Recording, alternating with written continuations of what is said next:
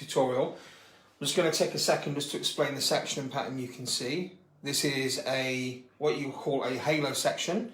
I've disconnected roughly just under 3/4 of the hair out of the way. Okay, so this is essentially keeping the outline safe. The halo section, we're going to be cutting relatively short. This is going to supply our internal shape. That's a wrap. Yep, all finished straight away.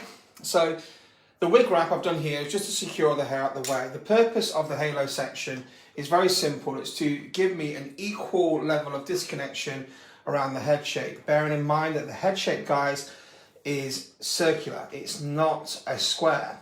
So if my section is adopting the shape of a square, it's not really running fluid to the contours of the head shape.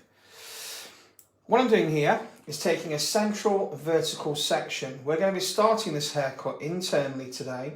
We're going to be starting it on the halo section, and we're going to be starting it with a central vertical section. Okay.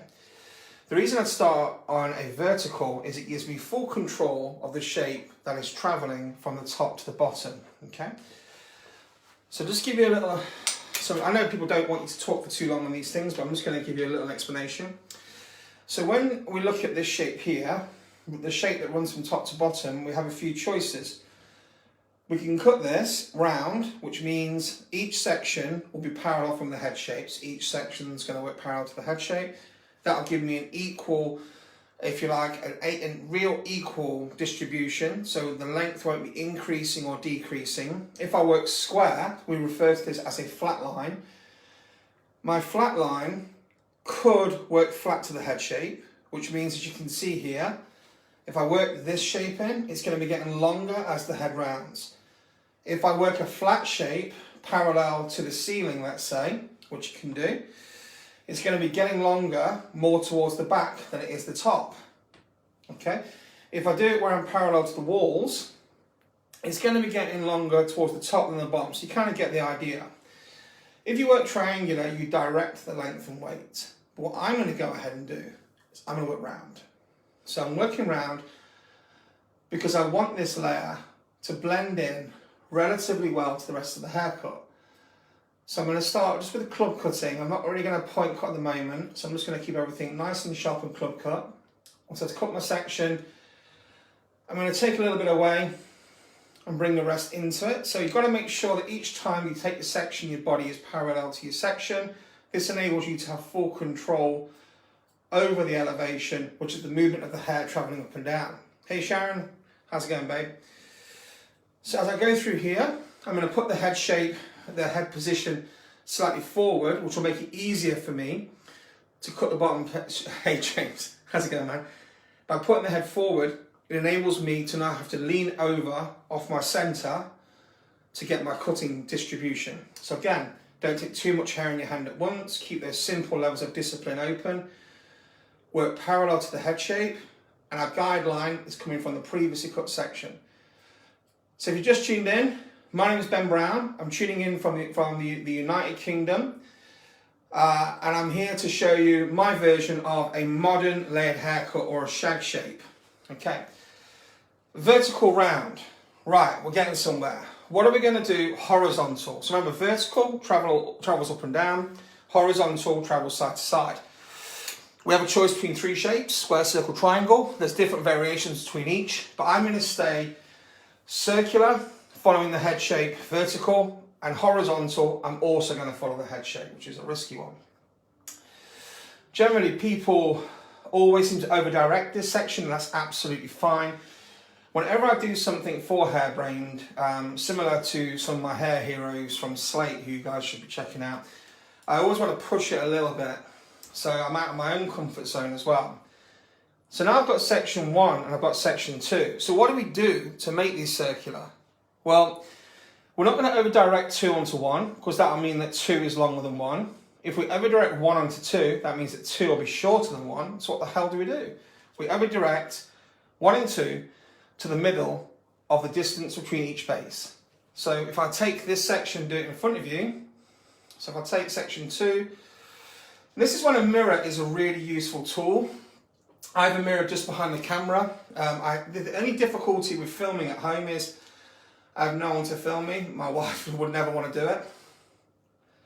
So there you go, so they're right in between the two sections. So as I work down this section, I take my next column, I over direct.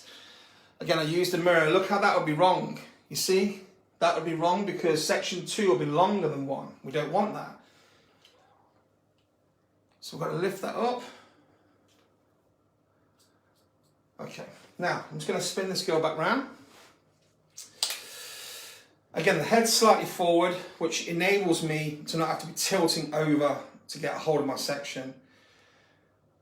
I don't know if you guys ever do this, if you ever do your lives, but I always get like mega nervous that second before I do one. Once I'm doing it, I feel a lot more at ease, but that second before. Okay, now we've got section 1 and section 2. You want to get rid of section 1, guys, and go ahead and take section 3. So each time you're doing this, to build your shape horizontally, which again is the shape side to side, you really want to be looking to only have 2 sections of hair in your hand at once. Why is this? This ensures consistency with the position in which you cut your cutting section and where your guideline is coming from. If you have more than 1 section, you have more than one. If you have more than 2 sections, you have more than 1 guideline. Whew. Those nerves always take my breath away at the very start. I don't know if anyone else who works on stage and stuff do that, but I'd love to tell you, oh, it's a breeze, but it really isn't. But I get dead excited by doing anything with hairbrained. I really enjoyed the interview last night with Jacob, who's a friend of mine. I really thought it was really funny. So again, I'm taking now, removing the previous. So I'm only working with 2 sections at once. Try not to have too much hair in your hand at once. So again, parallel to the head shape. Sorry if I don't keep an eye on all the comments. If you have any questions, I'll do my best to go through them at the end. If you've just joined, my name is Ben Brown from BB Education in the United Kingdom. I'm absolutely thrilled to be here today with you all to take you through working with a halo disconnection, which is the name of the sectioning pattern I've used, the halo, which I use a lot on salon clients, where I'm working to really give a lot of disparity between the length of the internal shape to the length of the external shape. I find that the halo really helps me to disconnect without it looking like a feather cut or a mullet. So now I'm going to start with my section 1 again and take section 2 from this side. I'm using my new pivot point tripod, which I can't believe. Are you using each section? Yes, absolutely correct. Each section is a guideline, but let's just review how we utilize that guide, because in many instances the previous section is a guideline for increasing length or building it. So in this sense, we want to keep the length the same. So like now I've got section 1 and a new section 2. So I want section 1 and section 2 to meet in the middle of each other's guides. So the distance between section 1 and section 2, they've got to go and meet in the middle. That'll give me a shape traveling side to side that is horizontal, that is round, and not building in length. Why is it important? I mean, it's not, I wouldn't say it's important. What I would say is it's so easy to blend out a shape like this because it gives like a uniform layer effect. And that uniformity gives, if you like, doesn't build any length or doesn't build any weight. So it's not like we have a weight line or a weight build that we have to connect in somewhere. So again, I'm trying to move with each section if needs be. Switching my grip from standard grip to Eastern grip when I feel the tension in my wrist growing. Lovely. So this is a haircut that I do a lot for a client who I've already explored a few ideas on. So this is the type of psyche of this client. We've already tried a few things, we've already tried a few ways of doing the shag haircut, and they keep coming back and wanting to be a little bit more extreme, a little bit more extreme. And I feel sometimes with some of the shags I've done, the back always gets left without a lot of layers, and this really turns that because we start to get a lot of layers at the back with this shape. I mean, you can see the layers are quite short already. Oh, thank you very much. Thank you very much indeed. I really appreciate that. The first time I did a live for Hairbrained, well, I was actually in California the first time I did one, but the first time I did one recently, I got loads of negativity at the very start. I don't know if anyone else experiences that. I was like, just there explaining about how I was going to do a tribute to a Firefly, which is one of my favourite haircuts. And immediately I was getting absolutely nailed. I thought, oh my God, I don't want to do it. So each section is pulled out directly from the head shape, giving us a shape that travels vertically the same length, no increase.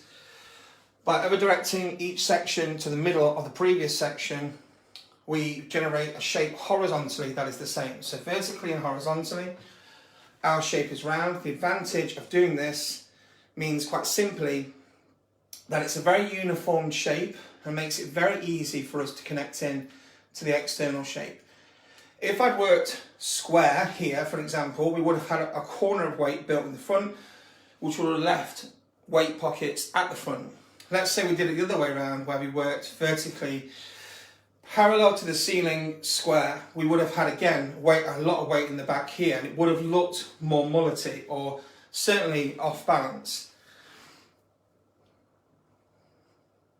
Okay. This is a great haircut as well for, not that I'm really focusing on speed, but if I was doing a client on the salon floor, I have 45 minutes to work their hair, to work their shape for them. You know, I always liked it when I did this because it always looked like they had a sweatband on or something. It was always quite cool. Okay, so when both sides are done, I'm going to take down my wig wrap.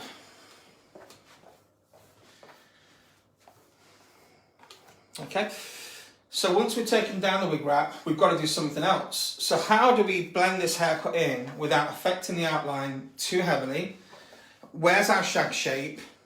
You've lied to us, right? That's a bit extreme. You get my point, okay? It hasn't delivered at the moment. All we've got are short layers that don't go anywhere. So the next part I want to do, if you're doing this on a client, is you go from their crown to their mastodoid, okay? So you go from their crown to the corner of their hairline, okay? Why? Why is that important? Well, when you get to the corner of the hairline, the density levels of the hair begin to decrease. The hairline begins to, if you like, go higher and higher and higher, meaning the amount of hair in one section, the amount of cushion you have to support a layer is less here. So we've got to do something different with the hair traveling forward than we have here. Otherwise, we'll end up with a shape that looks quite transparent behind the ears. And when he or she comes to wave the hair, oh my goodness me, you know, you'll have some real issues because you'll find that there'll be an inconsistency in how the ends of the hair look due to the fact that they've been overlaid. Okay, just getting used to my new toy. So, as I take this section here, this is the back section, okay? So I'm just going to get this out of the way for a second. So let's be clear, okay? We are simply sectioning away the back, working from the corner of the hairline to the crown. We understand that the reason for this is that the way our hairs grow, meaning there's much more hair here than there is here. Simple. The cushion that a layer is going to fall upon is greater here than it is here. There's more support here for a layered shape than there is here. So that's one of the big reasons why we're doing that. We're going to start at the front, because it's everyone's favourite area with a shag haircut. So we'll come to the back in a moment. So cool, got a lot of people watching, which is great. So please feel free to share it. That's always a big help when educators are doing something nice. If you like it, share it, always helps. So we're doing a centre profile section, okay? This would be dependent on where the client wore their parting. It would also be dependent on any hair growth patterns. So bear that in mind, that if your client, your guest, if they had a centre parting, go for centre. If they had it on the side, go for side. Because as the great DJ Muldoon will say, that if you're layering and you're not paying attention to where the parting is, you're going to have an imbalance with the way your hair sits to natural fall. If the hair's fine, I tend to work with thicker sections. Okay? When the hair's thick, I tend to work with finer sections. This is always because the hair that we're taking off is quite wispy, so I'll take a thicker section. I also don't texturize fine hair too much because, hi to Israel, because fine hair seems to texturize itself over a period of time. Okay, so as we take this section, the first thing I would want you to do is to get rid of some hair. There's too much hair in your hands now to judge it, okay? Far too much hair. So what we're going to do is, as you pull this section straight out here, we're going to pull it out and we need to make a decision on the elevation. If we go low here with the elevation, like this, okay, there's going to be more length at the top of the section than the bottom, so we're going to end up travelling longer. If you go high with it, it's reversed, it's longer at the bottom, and if you go parallel to the head shape, it's more balanced. So we're going to go parallel to the head shape, okay?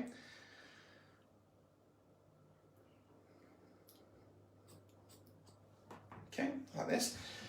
I'm just going to remove a small amount of hair.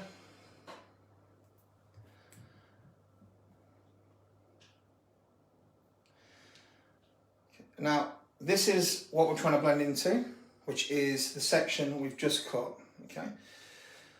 As you come round, we're going to blend into that section. So we've got, if you like now, the halo section which has been integrated into the front, and we've got a very clear guideline for the length we want our fringe. The reason I do this first section, this is the only section I cut exactly like this, is because we get full control over where we want our fringe to sit. Whereas if we're just slicing straight away, we lose a lot of that control. So you've got your section 1 in. Now section 2 is very simple. We're just going to take a parallel section, okay? We'll be over directing it into the middle each time, but we're going to be slicing from this point in, okay?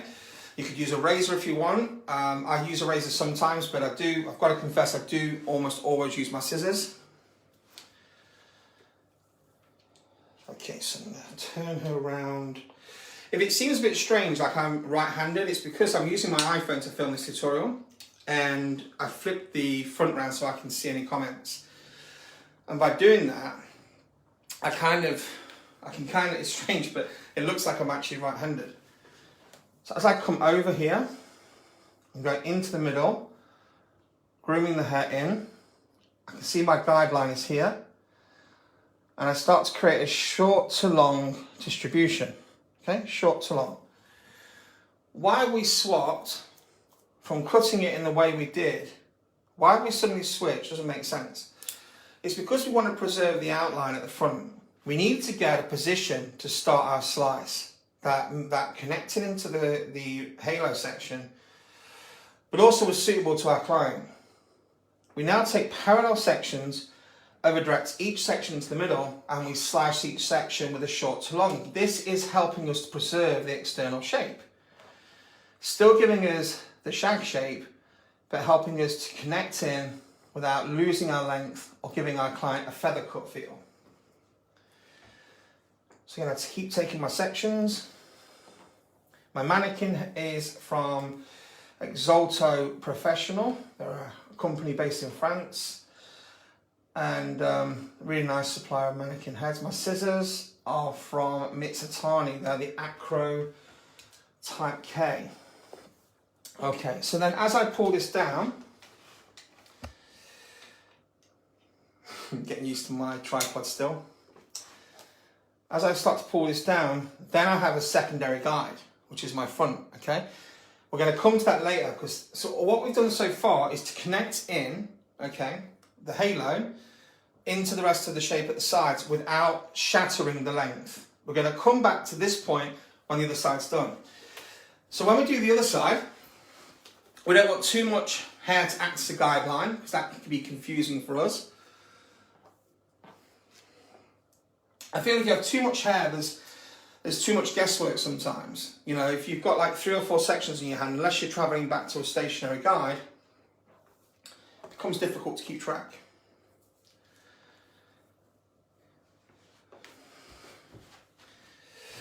Okay. Trying to get the right side for myself here. Okay, so you can see as we pull this, we've got our guideline here. Okay.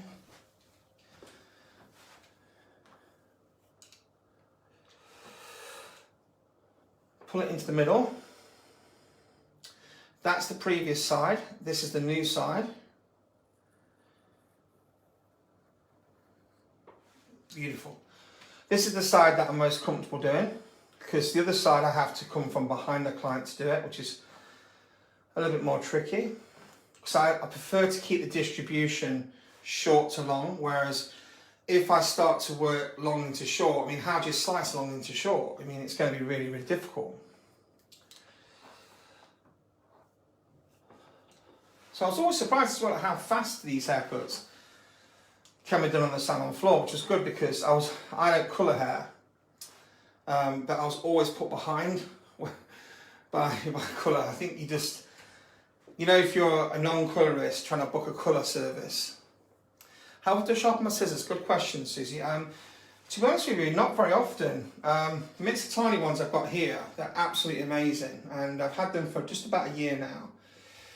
I was literally today actually clearing out all my scissors, like oiling them and everything, and to be fair, even the ones I've had about 3 years from It's Tiny, they're still really, really in good shape.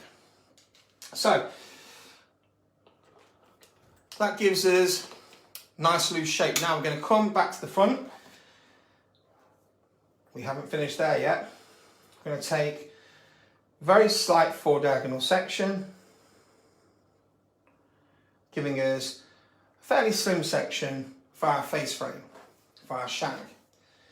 So let's recap. We put a halo section in. That was to establish an overall internal interaction with layers, okay?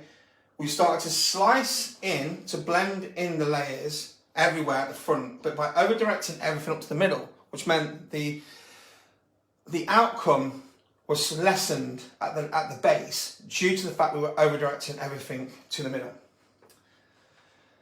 Now, let me see which side is going to be best for you guys. So I'm going to take a small amount of hair. I've got my guideline I put in at the very start. I'm just going to point cut roughly 1 inch, not really any more than that. Okay. I'm then going to bring my next section, which is to the corner of the hairline. I'm going to bring this down low, and I'm going to start to point cut this in, and a slight curve. You can see that happening there, yeah? So everyone's familiar with this type of feel so far. Okay. Then I got here where the transition of length going from short to long is too great to club cut or point cut. I work a slicing technique in, which enables me to connect in the shorter point here to the base, but I couldn't do that unless I was slicing. So now I've got this other side to do. When lockdown is over in the United Kingdom, I promise you that I will have someone film me, which will be so much easier for me, because the difficulty is that when you're filming and cutting, you're trying to glance at the angle that you guys are watching, but also you're trying to make sure that I don't miss anyone's questions as well, because I watch a bunch of lives, especially, well, pretty much all hair brains that I catch. So look at that, that's so satisfying. So that essentially helps me just to slice out, very simply, blending out the shape we've already cut at the front into the length. Just double check that.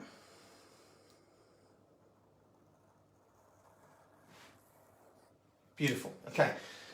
Section 2 is parallel, okay? So your next section, again, this will be saved on the Facebook page, so you will be able to watch this in the lives folder. So there's some great lives in there.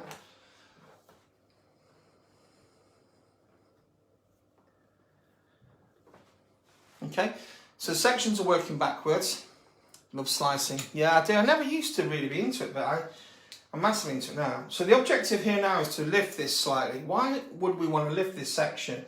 Elevation is the control we have of the movement of the hair going up and down. Essentially, the lower we pull the hair, the heavier the line's going to be. Any elevation is going to create softness in this line. Let me just see the best way for you guys to see this.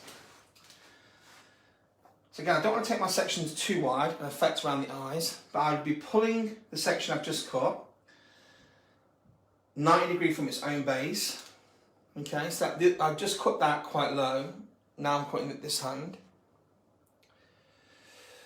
As I pull the section, I'm now going to point cut out the length difference between the two.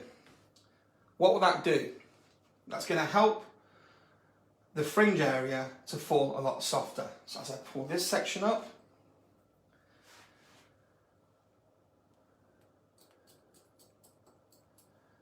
this is what really stops it from looking too heavy, if I'm honest. Oh, thank you very much. Thanks for sharing, guys. So again, this section now, look, I'm lifting this right up. Why is it going higher on this side? Think about the base. That's my guideline for the base. Yeah? So when we lift this up, I've got to over-direct my cut line to ensure that I'm connecting this in, okay? I'm going to connect it into the base, but I'm not going to, you know, if you like, destroy the base with overlayering. Go to the side. Remember, don't forget the back. We've still got the back.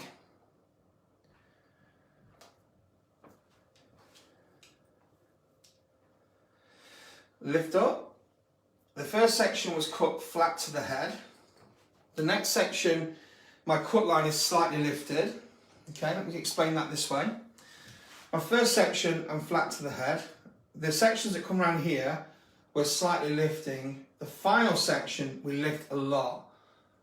The further lower, the further down we go, if you like, the more we're going to affect the outline of the haircut.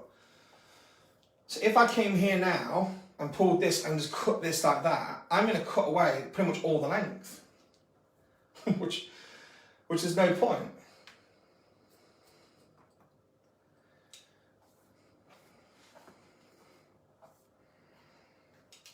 Cool. Okay. Starting to give me a nice feel to the shape. So again, if you've just joined us, thank you so much for joining us. Thanks to everyone who's been watching so far. My name is Ben Brown. I'm from BB Education, an education company based in the United Kingdom. Been very fortunate to have taught in America quite a few times, and Mexico and a few other places. And tonight I'm taking you through my version of a modern disconnected layer, focusing on it being a shag end result. We started off with a halo disconnection, which was a circular section, helping us to establish an internal fractured layer that was easy to blend into an external shape. So it's not too intrusive. So now I'm going to take this next panel, this is the final section here. I'm going to lift this section up off its own base now. When there's a lot of hair, I tend to use the wide part of my comb. I tend to find that the more hair you get in your section, the more tension you start to build with the fine part of your comb. It's just having to pull a lot of hair, so it's really applying the tension. So when I get to a point where I'm using a lot of hair, I would pretty much always use the wide part of my comb.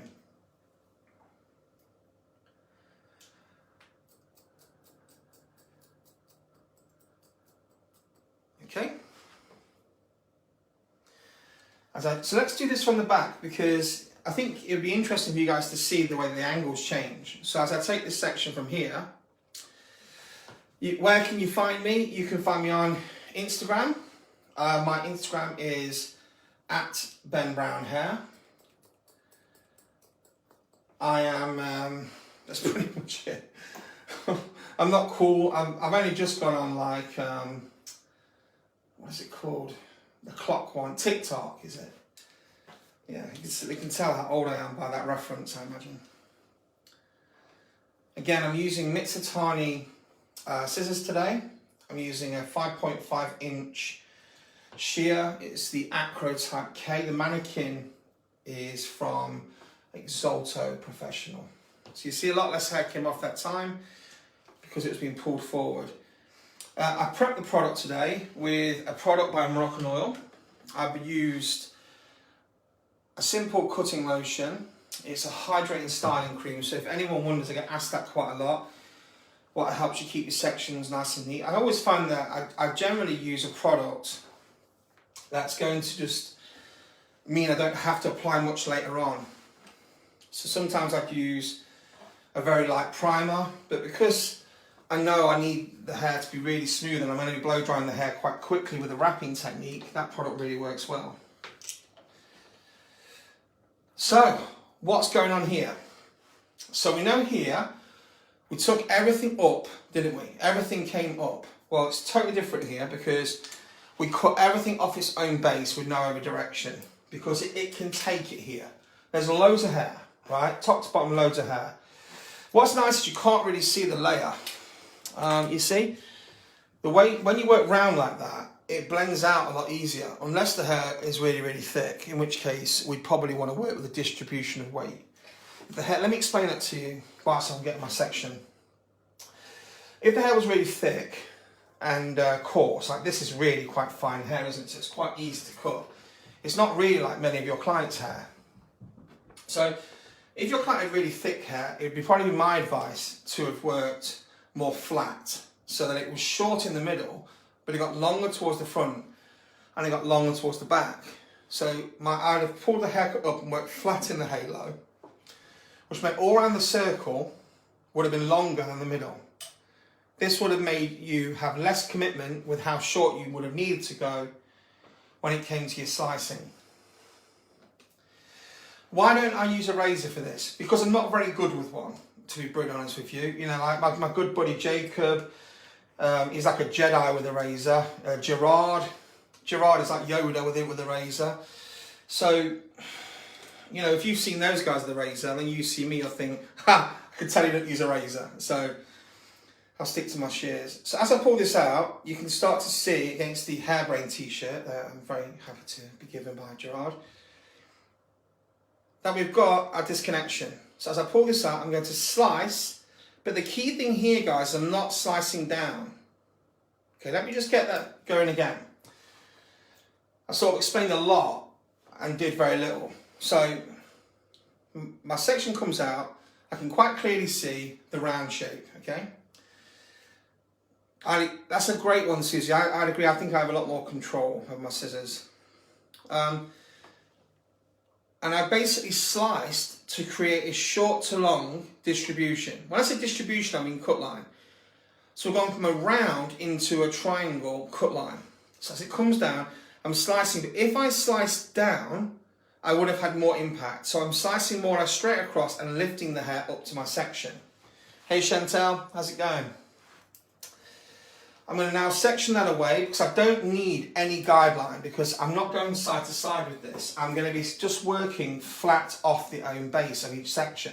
So we're doing it like this here because there's a lot of hair in this section, okay? At the front we did something different. This should equalize the effects this has on the external shape, the outline, okay? This should give us a more balanced effect when we finish overall. So, as I pull this out, the more tension I have, the more impact the slice will have. So as I go through here, okay, and I start to slice, I don't move down, okay, I'm more or less going across, yeah? Why? Because I don't want to destroy the length. Imagine, you know, a lot of my clients would say to me, I'm really bored of my hair, and I've got long hair, right? I'm really, really bored of my hair. Often I think they're bored of the colour, not the cut, if I'm honest. Most long hair clients I have, the cut is always a little trim and the colour is the main thing they want, right? But what I feel is no one, even clients with thick hair, I don't think they want their hair to feel thin.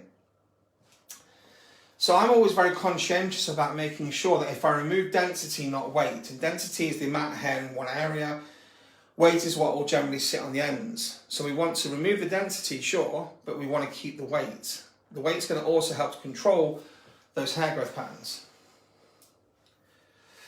So as we go through now, that's one side completely done. So I can just go ahead and twist and shout, get it out of the way.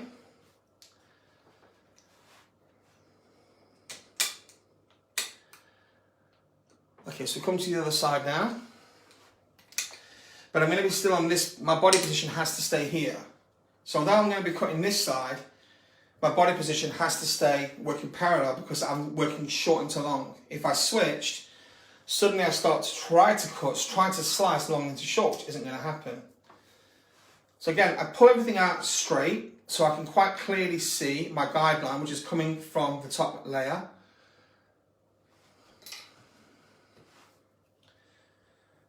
Coming from the top. This is pretty much my final section. I took the liberty of cutting the length before we started today. I thought no one was really going to want to see a one length haircut. To be fair, it's really fine on the ends as well. So this is the only thing with mannequins when you're doing long hair is I think it makes the stylist sometimes look a lot better than it would if it was an actual model with really thick hair, because sometimes it just doesn't seem to go like that. So I'm always quite mindful to try to explain alternatives. That's what I'm doing. Okay, now we can blow dry. To blow dry today, I'm not going to put any products on at the moment. My Mitsutanis are the Acro Type K. These are a 5.5 inch. Obviously, I'm based in the United Kingdom. That's where I live. So I work with Mona and Jean-Baptiste, who are the distributors. If you're from the States, obviously. If you contact any Mitsutani though, they're a really cool family, cool group, they'll all help out. I'm drying with the nozzle, okay? I want concentrate heat flow. I'm going to wrap dry all the roots first. So I'm not trying to wrap it flat, I want a little bit of bounce, a little bit of volume. So I'm going to move the hair in different ways.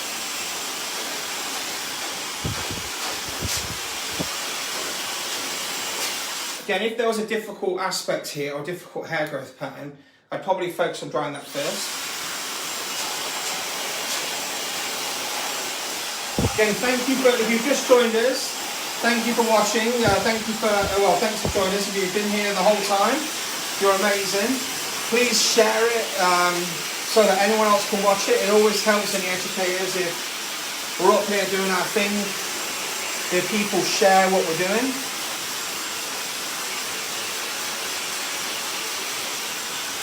It's sitting nice actually. Yeah, it's a Dyson Suzy. I didn't get the professional one because I'm really shallow and I wanted the black one, even though it's not as good. It's the Dyson. The professional one has a different filter, it has a longer power cable. I was quite happy not to have those things, but just having the colour I wanted, which sounds dreadful when you say it like that. I mean, my main hope of this tutorial, guys, is to help you diversify your approach to your long-haired clients by looking at the practical uses of disconnection. Disconnection is where two bodies of hair are not knitted together with a guideline. It's not anything wrong with disconnecting the haircut. A bang is disconnected in most circumstances. But when you look at disconnection, I feel it falls into two main groups. We have practical and we have visual. Visual, of course, is quite an obvious thing to imagine what it looks like, but practical is where we utilise our knowledge of the fundamentals of hair cutting to solve problems in a different way. Practical disconnection helps us to be more innovative with our approach to our day-to-day clients. I also feel it really helps you to create a more diverse clientele.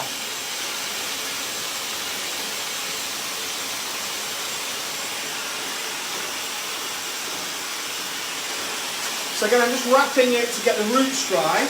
When I come to get the ends dry, I'm going to use a large ceramic brush. It just helps me to get a slightly smoother feel on the ends. And I never like long hair to look really flat. I always like long hair to look like it's dried natural a little bit. So if I flip into using a large ceramic brush, this is just a GHD one. The large one, I feel the smaller you go with a round brush, the more I tend to think you get more of a curve, like a roller size.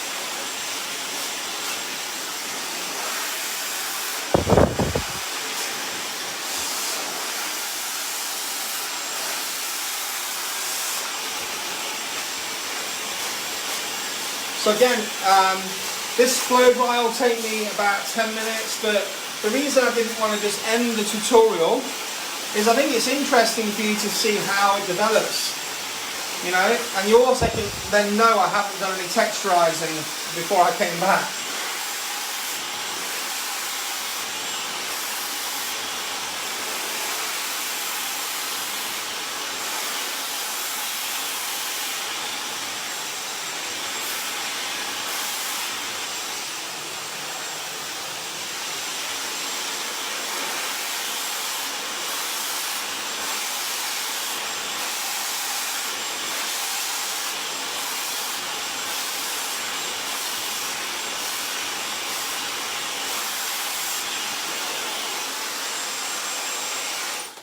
So when we start just to dry the fringe down a bit, you can start to see how heavy that is in spite of all the things we've done.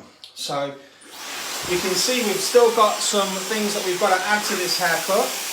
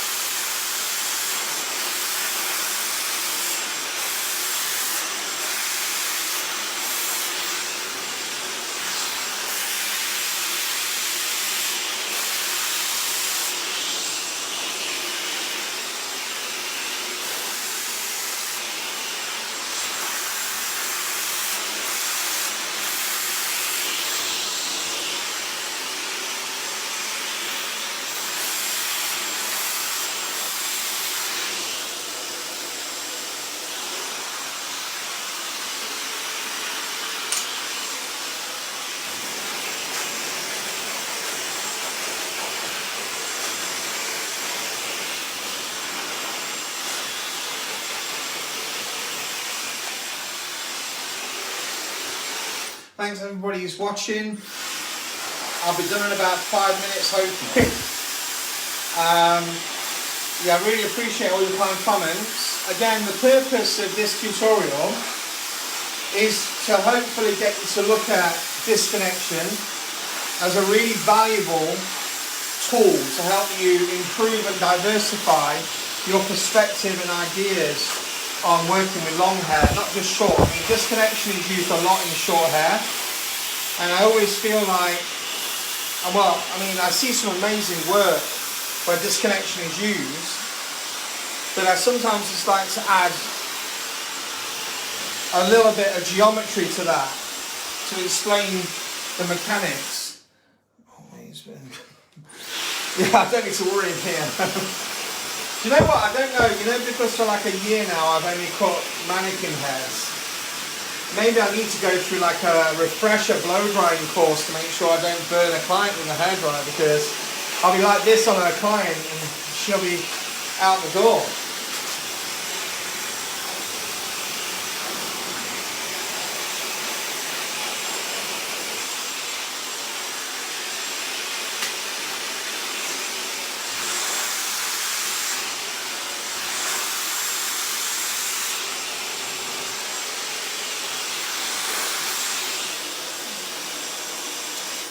How do you keep from creating a hole? I think it's from creating a hole, if you mean around the front area. Generally, it's probably the elevation. As you're elevating, there might be a point where it's being pulled slightly to the head shape and not being pulled flat. By being pulled flat, you're reducing the amount of impact it has in these areas. But by standing square to the head and pulling them, you're equalizing it. So often that is the problem I find when I've watched people work. They are stood square to the head and they're just pulling it flat out from the head shape and lifting it, and that creates a round horizontal shape which will have more impact than a square horizontal shape or a flat one.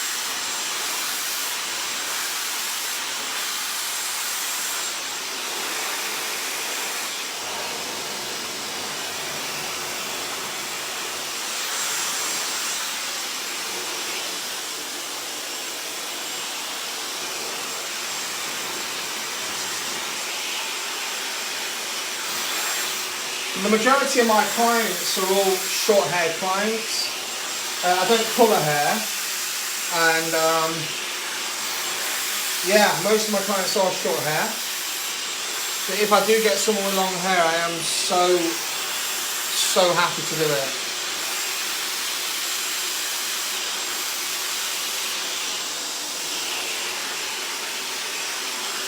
I dry my wife's hair at home a fair bit. It's quite a It's like a currency. It's like, I don't have to do that because I just dried your hair, so it's like a currency in my house, that is. I will dry your hair if you let me relax.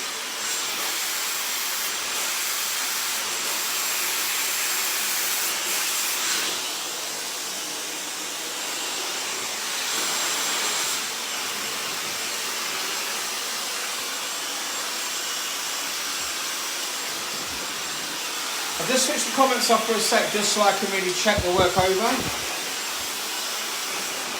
I'll turn them back on in a moment.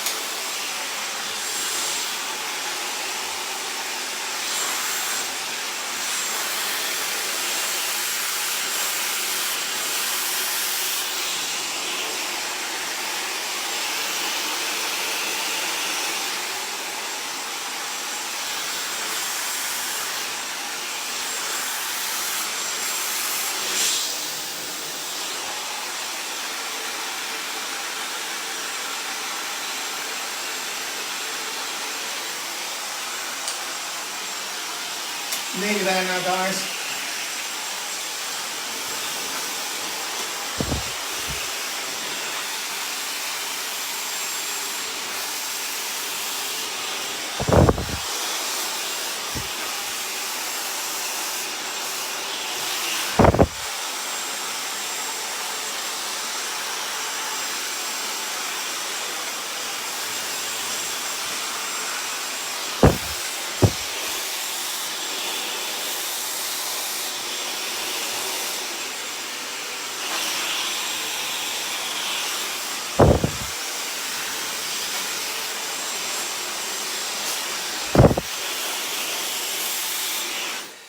Okay, so the brush is a large GHD round ceramic brush, which is good fun.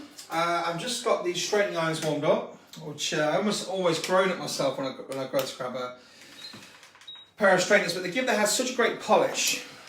Oh, thank you. I see some nice comments coming through. I said we're not even finished yet, so it is quite cool. You've missed the cutting. Yeah, Maria, it will be on their Facebook page, Hairbrain's Facebook page, in a second. So let's have a look at the shape where it hasn't really been finished blow drying and it hasn't been straightened yet, because straightening always removes a load of sins, but it actually blends in quite nice. And we have got these short layers, and you can see it still doesn't really affect the length too much. You know, recently I had someone give me a really negative comment on one of my videos that said I was too tattooed. She said my tattoos are grotesque, was the word. I was like, I don't know how to spell grotesque, so I better not reply to that. But yeah, she said the tattoos are actually really distracting. I thought, well, I don't know if it's a compliment or... So I'm going to go through my shape with my irons, and I'm just going to very slightly, you know when you do that curve in the middle of the head, in the middle of the shape, where you don't really flatten the ends, and you don't really flatten the root. I was taught this by Jean-Baptiste Mazzella, when he does a lot of precision work and beautiful styling, but he'd take a section and he'd go through and he'd just curve it slightly in the middle. So you're not really flattening the ends of the hair off, because, well, I've got to cut that yet. So if I flatten that, then it probably makes the shape look a lot better than it really was. I don't know if you find that with... I know I've certainly found it when, in the past, when I've done a haircut, when it's blow dried really, really straight, like flat, it doesn't look like anything like how I wanted it to. I quite like there to be, I wouldn't say imperfections, but I quite like it to be their haircut, the client's haircut, you know? So it's difficult, ignore them, they're brilliant, thanks. I do get loads of negativity. And one question, if I had a question for myself now, is why has your face gone bright red? That would be my first question. Why has it's like, I'm worried like it's off Charlie the Chocolate Factory, that I've absolutely funny and I'm blowing up into a blueberry. Don't know. It's because I'm shy. Because I'm shy, that's what it is. So I'm just going through and just going in the middle of the shape, and it does make a difference actually, it really does. Can you style this for somebody? Yeah, I can't see why not. If the bangs are coming back, I think it's the whole premise of this shape is about seamless connection between very, very short and very, very long. So the whole point of this tutorial really is to show you different methodologies of how to work very, very short sections into very, very long without it being affecting the actual outline. Thank you. You're making me go shy. That's what, I'm going red because there's always nice comments. That's what it is. Yeah, I mean, this is the thing now. I think with longer hair especially, I was watching I've watched loads of interviews. I've been listening to Clubhouse like every day of my life, it feels like at the minute. Has anyone else been on Clubhouse, but all of a sudden someone asks them to speak and I want to throw my phone out the window? Oh my God. It's like when I'm texting somebody and then they ring me, I'm like, I'm not committing to that level of a relationship with you. We'll have to text. But I love listening to Gina on Clubhouse. I really, really like what she's got to say. I think she's just Amazing person, actually. And one of my favourite people to watch on Instagram is Jacob Khan.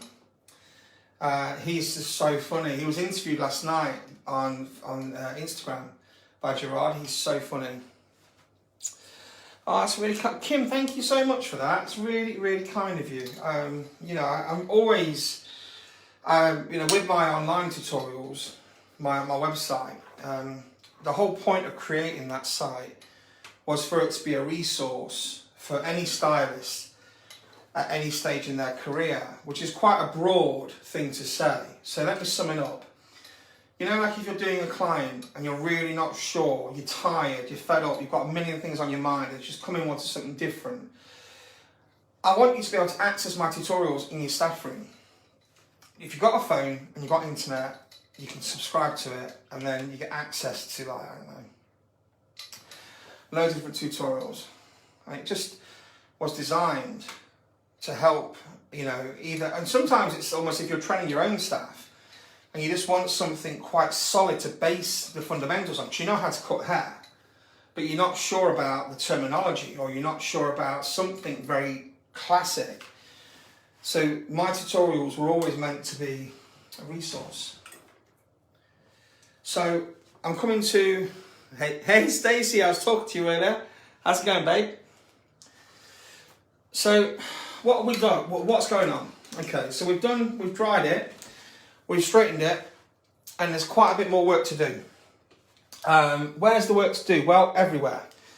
We've got the nice shag shape coming in here, but it's very, very heavy at the front. My first thing I would do is I would start with a little triangle at the very, very front, okay? So roughly about an inch depth in, okay? Just very simple. And I'll start to slice from one side to the other, quite deep. The deeper we go, the more impact it's going to have. Okay, then I'll go from the other side. This is removing density. Okay, I get a lot of people giving me, you know, I always love a bit of disagreement, but verbal abuse is another thing. But I think density refers to the amount of hair in one area. So if you've got all the hair in one area, that's got 100% density. If you're layering it, you might have 70% density. But I think the density is what you focus on, because no one has ever said to me, I want my hair to feel really, really thin. Like, I want my hair to feel like I've been in a cat fight. That's what I want my hair to feel like. No one says that, but they want it to be more manageable. They want benefits of having hair removed. So I love the method of slicing through these areas, which helps to remove and flatten and if you like, deflate the shape. And already that starts to give me a more desirable look. Then I go in and look at the weight. And I start to just parallel point cut into it. The deeper you go with that point cut, the more impactful it's going to be. But that now has given me more of a shape that I'm happy with. Yeah, so if you are scared, Charlotte, that's perfectly acceptable. What you can do instead of slicing is, you could lift your section, okay? So you're holding the tension in your fingers like this. And if you wanted to, you could literally just slice a little bit there. If that still is a bit nerve-wracking, elevate the section and just point cut through the ends with more of a chipping technique. So instead of just going in and slicing, but be aware that'll be less impactful. I think thinning shears are great. The only reason I don't use them is none of my mentors use them. You know, like my mentors are Jean-Baptiste Mazzella, Gianni Scamacci, they don't use them. So because I've been trying to learn from them, I don't use them. But I know like Chris Jones, my dear friend Chris from Texas, he uses them and he does some amazing work.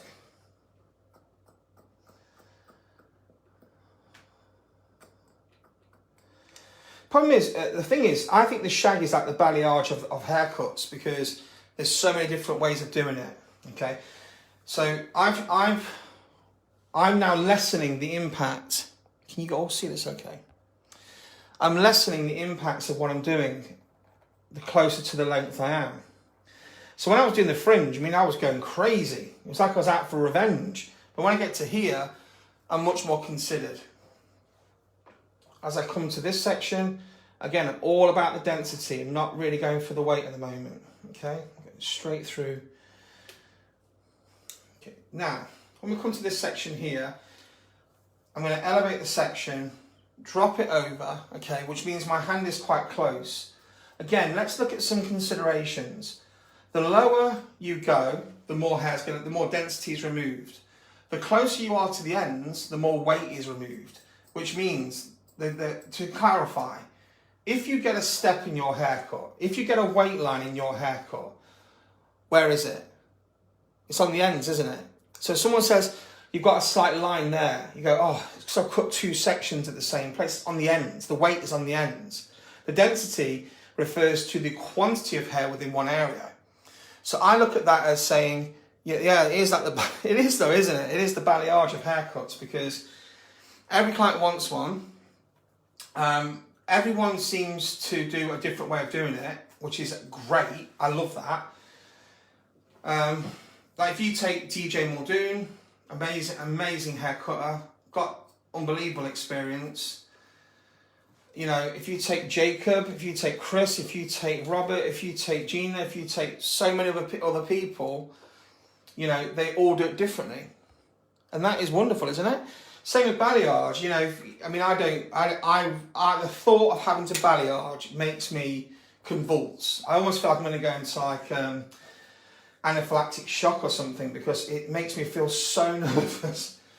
Because, you know, a client will say to me, I want roots, but I don't want roots. And I'm like, what does that mean? I want it hot and cold. I want it long and short. I don't know what's going on. But then somebody else will come along who really knows about balayage, and they'll go, yeah, I get that. Don't worry about a thing. Ben, go away. Go and play Angry Birds. I got this.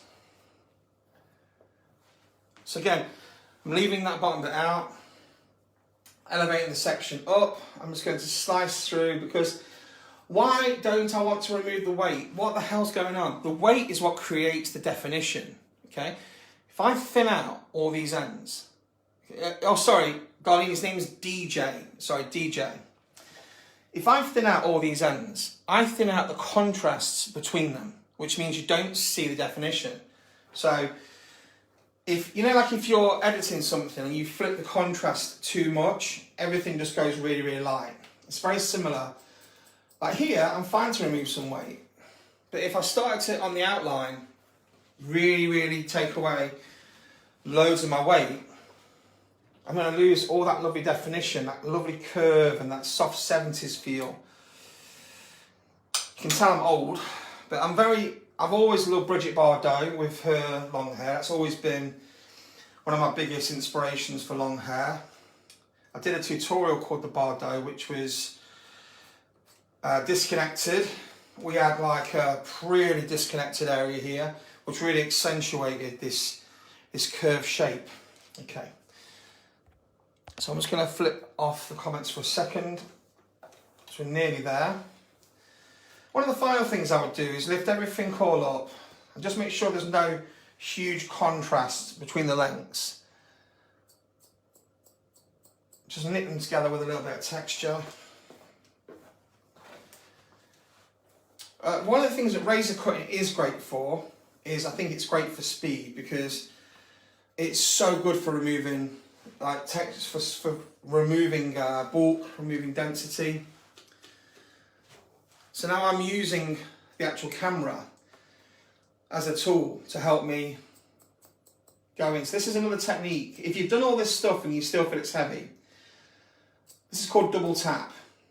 So I would cut the same section a few times. It creates these shorter pieces of hair. Essentially, that then makes these look more defined, because we reduce the hair in between them. So as that falls, that will help to collapse the shape and accentuate definition and texture. So double tap, double tap. You have to have LL Cool J in your head to do that. I used to love LL Cool J. Anyone knows what LL Cool J's name stands for? Anyone know the difference? His name's Ladies Love Cool James. Huh? What a guy. Okay. Yeah, density and weight. Not everyone agrees with me on that, and I think that's if you don't agree, I think that's great. I don't think that means, oh, look at her. I don't think that means anything bad if you don't agree, does it?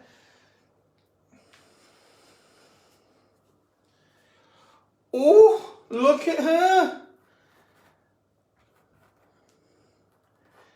She's ready to sit down now. Because we can't go out in England because of COVID. So she's going to look great sat down in the living room now. To finish with, to be fair, it's actually styled quite nice. But I'm going to use a texturising product. This is a dry shampoo by Alpha Path. So I've very kindly given me some products. To be honest with you, I've not done anything with that. I've actually used all that product and pretty much just tried to not barely touch it because I like how it looks. It's nice, to be fair. Okay, so let's just have a little recap and let's just give her a spin.